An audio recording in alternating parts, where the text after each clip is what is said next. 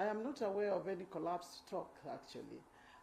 Part of the burden of that process has been the rejection of the MOU, by Parliament. And you will know that the international court are supposed to be the last course, the last courts of recourse. And because there is a mechanism which we strongly believe has value in terms of enabling resolution of a dispute in peaceful ways, we still think that memorandum of understanding would have value if it was given a chance. That said, I do not remember any time when Kenya has not been ready to have negotiations with Somalia or anyone else. And so the idea that there was a time when our delegation did not arrive in Mogadishu for negotiation is not factually correct. Please. Next. Yes, please. David Abnum from Bloomberg. Two questions. What next for Kenya in the event that Somalia does not budge, does not give any response as you waiting?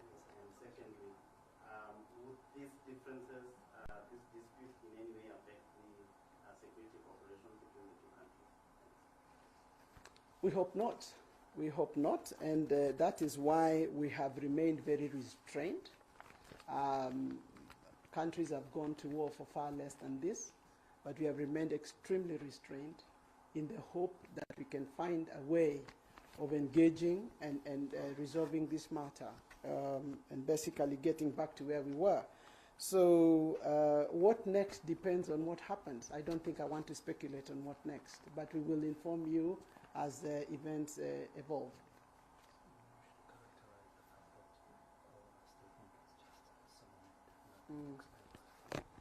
Yes, yes, please. And name an organization. Why do you think Somalia is doing this now?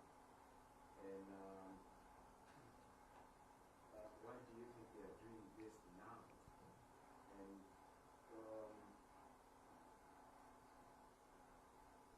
that's good enough. Yeah. We'll go with that for now. Anyone else? Yes, go ahead. Clarification.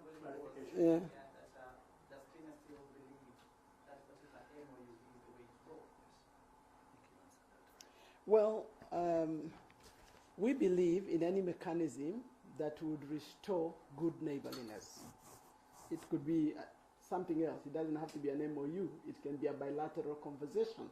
Because really, actually, this is a bilateral issue between Kenya and Somalia, yeah? The most important thing is to stay within the confines of the rule of law and international customary practice, There is an understanding throughout the African continent that we would retain the colonial boundaries as were, and there was a rationale for that. And so we would expect that every member of the African Union abides with this basic principle that is the first step in terms of restoring a degree of stability and good neighborliness across the continent. So really, it's any mechanism that can restore us back to where we are supposed to be, Now, why is Somalia doing this now? I don't know. And that is exactly why we are asking. You will probably know, or maybe not, Kenya has the highest investment in seeking the stability of Somalia in per capita terms in the world, and you can check that anywhere. We have worked with Somali since the days, the 80s. We have been with them. We have been with them when there was a problem. We hosted their refugees, large numbers to date. We still do.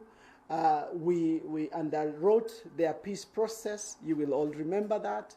We helped in supporting the formation of the government, in returning the government to Baidoa. We have worked every step with the Somali government.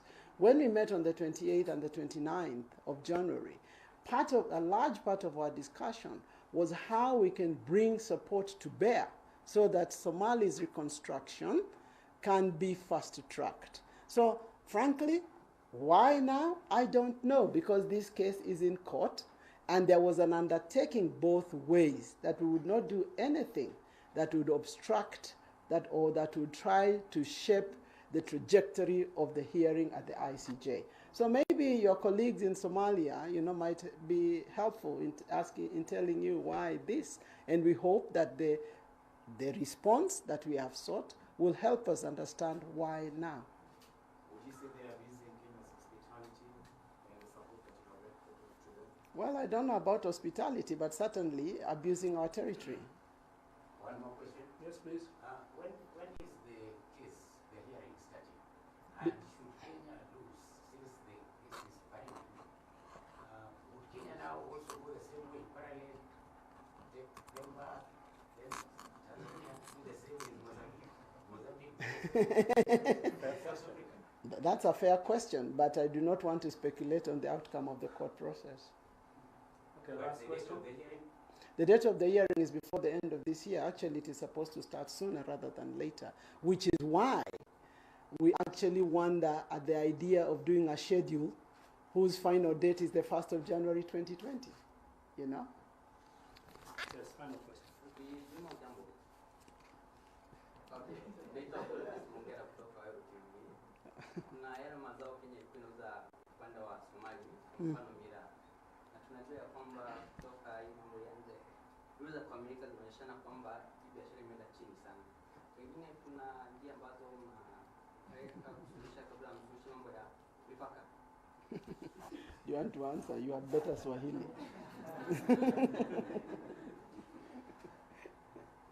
Asante sana kwa hilo swali. Kusema kweli, sisi hatuna shida yoyote na kushughulikia mambo ya biashara kati ya sisi na Somalia. Hayo mambo ambayo yamepatikana kwa sasa ni mambo ambayo yanashughulikia mambo ya mahusiano ya sisi na Somalia kati ya haya shughuli hizi za mpaka. Lakini hamna shida yoyote kati ya sisi na Somalia juu ya biashara, juu ya wananchi kutembeleana, kwenda kwenda safari, mambo ya ndege bado zinakwenda, magari bado yanaendelea, wananchi bado wanakwenda nchi zote vile wanavyotaka. Biashara na mambo ya wananchi yanaendelea vizuri, hamna shida yoyote. Lakini kile kitu muhimu ni ya kwamba tunangojea majibu ili serikali ya Somalia ionyeshe ya kwamba wanatuheshimu pia sisi. Hivyo tu ndio tunangojea majibu. Asante. Final round. Just, Again. No, not really. Just for the ambassador. Okay. For our Swahili viewers, given that I see you're very proficient in the language, just give us a brief of what Waziri has said in terms of the roadmap. Tafadhali. Unajua kuna wale hawaunderstand Kizungu na wanangoja kuona taarifa za saa moja. Ingefaa ungenipa notisi kidogo nijipange. I don't think it's fair for me to recast what she has said in another language that has not yet been written, because it will be misinterpreted. It will, this is the press. So there's only one thing I wanted to summarize, and that is that to remind everybody that we did, because it's been characterized that we broke off relationships, that we expelled the ambassador, that we did nothing of the sort.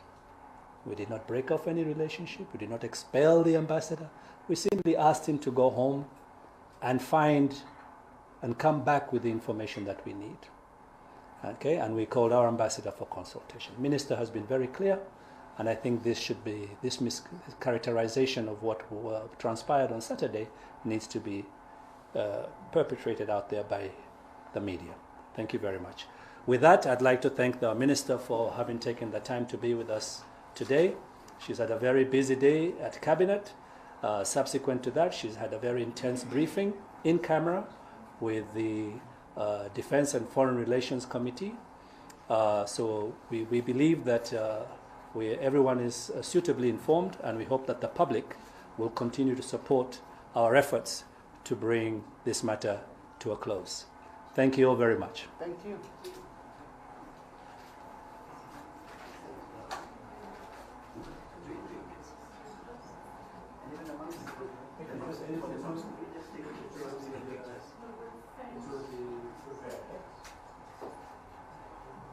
The statement will be shared, and the maps. The statement is very